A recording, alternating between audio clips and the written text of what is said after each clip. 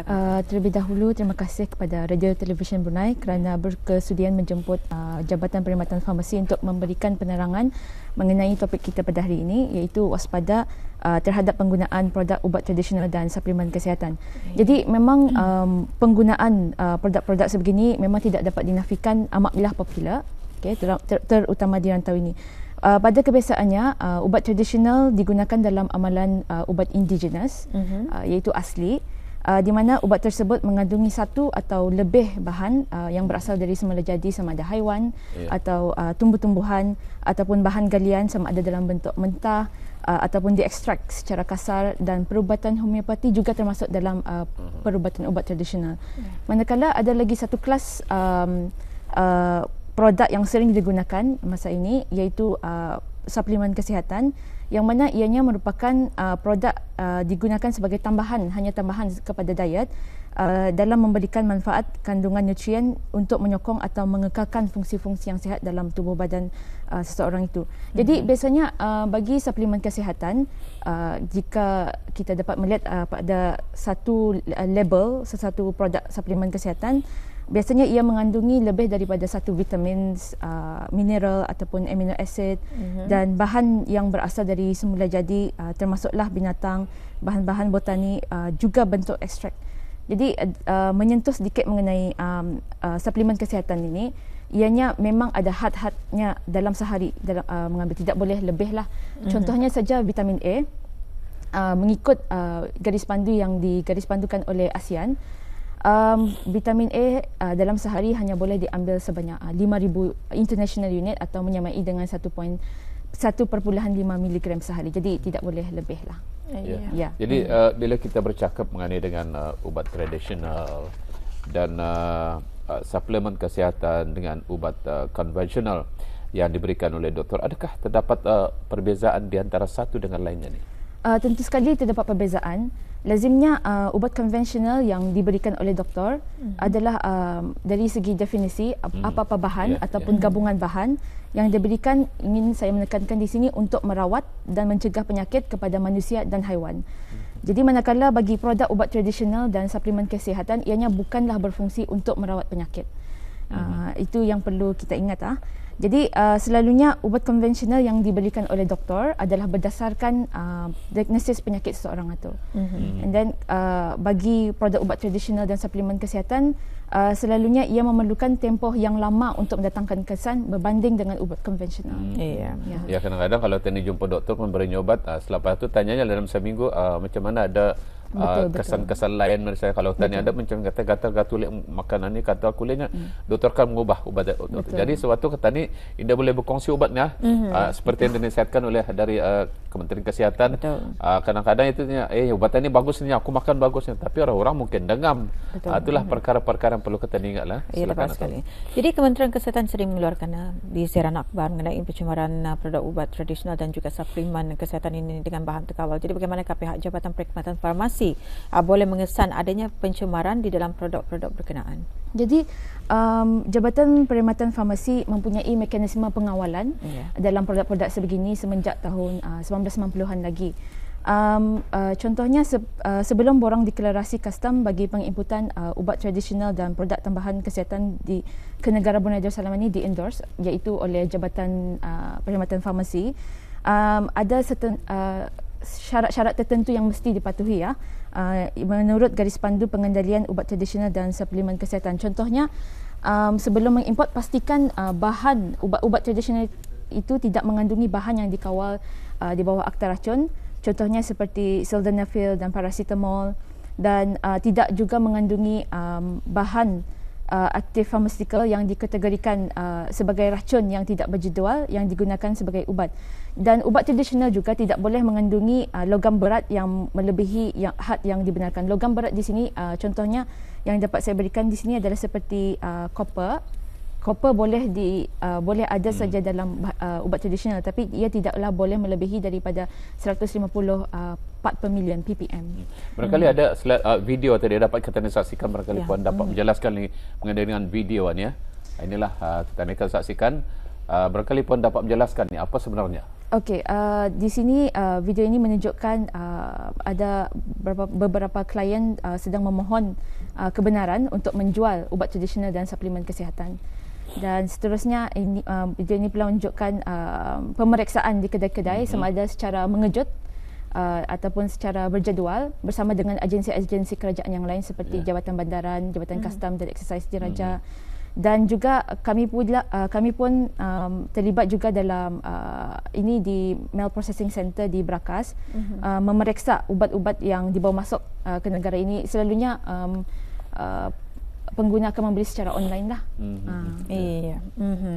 Itu dia antara yang dapat kita saksikan sebentar tadi dan juga penjelasan mengenai dengan bagaimana pihak Jabatan Perkhidmatan Farmasi boleh mengesan adanya pencemaran dalam produk-produk yang telah pun dijual ketika ini. Dan biasanya orang ramai beranggapan bahawa ubat tradisional yang berasal daripada sumber semula jadi adalah tidak berbahaya dan selamat untuk diambil. Walau bagaimanapun, hakikatnya ubat tradisional dan suplemen kesihatan juga berpotensi untuk dicemari. Isu yang amat membimbangkan pada masa ini adalah pencemaran produk kesihatan dengan bahan pencemaran terkawal, iaitu bahan aktif ubat-ubatan konvensional.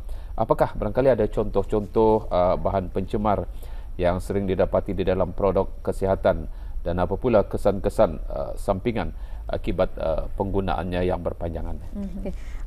Jadi bahan pencemar yang popular atau sering dijumpai dalam produk-produk yang sebegini berdasarkan keputusan analisa makmal. Yang pertamanya adalah bahan aktif yang digunakan oleh doktor perubatan dalam merawat masalah impotent atau erectile dysfunction atau bahasa kita ni mati pucuk.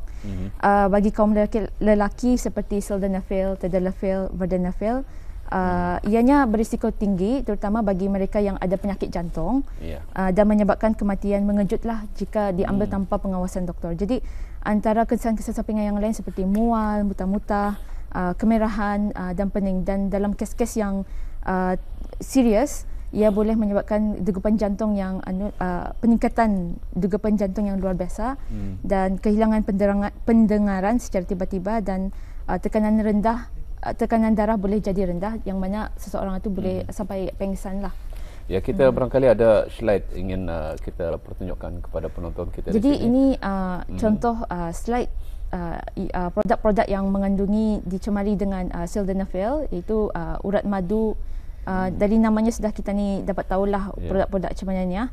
Dan Super G2 5 kali lebih dahsyat. Dari gambarnya pun dapat kita tahu buat ini memang disyakilah mengandungi sildenafil. Seterusnya ini yang selalu dijumpai masih ada didapati berjual di premis-premis perniagaan tetapi secara sembunyi, Africa Black Ant dan seterusnya Cobra X Capsule. Dan menyentuh mengenai bahan pencemar, ada lagi bahan pencemar yang lain yang iaitu dinamakan sebagai sibutramine, iaitu agen pelangsing badan sebetulnya yang bertindak dengan mengurangkan nafsu makan. Akan tetapi penggunaannya tidak lagi disarankan dalam rawatan obesiti kerana kesannya boleh menyebabkan risiko serius, iaitu kegagalan jantung, kegagalan buah pinggang, dan tekanan darah tinggi, denyutan jantung yang tidak menentu dan sukar untuk tidur. Dan seperti yang kita saksikan sekarang, ada menunjukkan gambar-gambar produk yang mengandungi sibutramine, iaitu langsing alami dan sulami kapsul. Dan ini yang rasanya tahun lepas ada kita mengeluarkan dalam siaran akhbar yang sangat popular di media sosial seperti Facebook dan Instagram, Lipo8 dan Figure Up Capsule. Jadi sebelum kita lebih jawapan, misal kata terdapatlah dalam pemeriksaan itu di kedai-kedai itu barang-barang yang dicemari itu dijual, apa tindakan pihak berkenaan? Pihak jabatan akan merampas barang-barang tersebut dan seterusnya memberi amaran kepada untuk kali pertama amaran untuk kali pertama amaran. Dan kita juga bekerjasama dengan Jabatan Bandaran jika didapati premis tersebut mengulangi lagi kesalahan. tindakan akan diambil seperti compound ataupun menutup kedai jika Barangkali satu perkara yang tanpa kata disedari, adakah pihak kesihatan pernah menyelidiki mengenai dengan kapur sirih? Kapur sirih ini seperti kita dimaklumi rasanya padar-padarnya ia dibuat daripada kulit lukan yang ditunu, kemudian ditumbuk halus menjadi kapur sirih dimakan, dan kadang-kadang ada dibuat untuk makanan. Adakah perkara ini boleh mendatangkan bahaya atau barangkali kesan sampingan jangka masa yang panjang? Satu soalan yang bagus. Barangkali rasanya jabatan bahagian lain, jabatan dari Kementerian Kesihatan, bahagian kualiti keselamatan makanan boleh menjawab soalan ini. Tapi secara jujurnya tidak pernah ada, belum pernah. Kita harapkan akan dapat diambil perhatian perkara ini, kerana ini menjadi makanan walaupun generasi moden ada, tapi makanan orang tua kita ni memang dari dulu lah ya. Dan salah satu daripadanya dicampur, ada yang dicampur makanan ni kan, membuat makanan kapur sirih ni mungkin dapat kita ambil perhatian lebih serius perkara ni. Jadi ya tahu. Mungkin untuk meneruskan. Jadi ada lagi satu bahan pencemar, iaitu ini yang paling popular lah juga, iaitu dexamethasone, steroid, sejenis steroid. Jadi seperti yang kita tahu, penggunaan steroid tanpa pengawasan atau berpanjangan boleh menyebabkan peningkatan paras gula dalam darah yang mengakibatkan kencing manis, tekanan darah tinggi, katarak, penyakit otot dan ulang, keletihan dan sebagainya. Jadi penggunaan steroid yang berpanjangan juga boleh mengakibatkan satu sindrom yang kita namakan Cushing syndrome, yang dicirikan dengan muka yang bulat ataupun moon face, ataupun serta kegemukan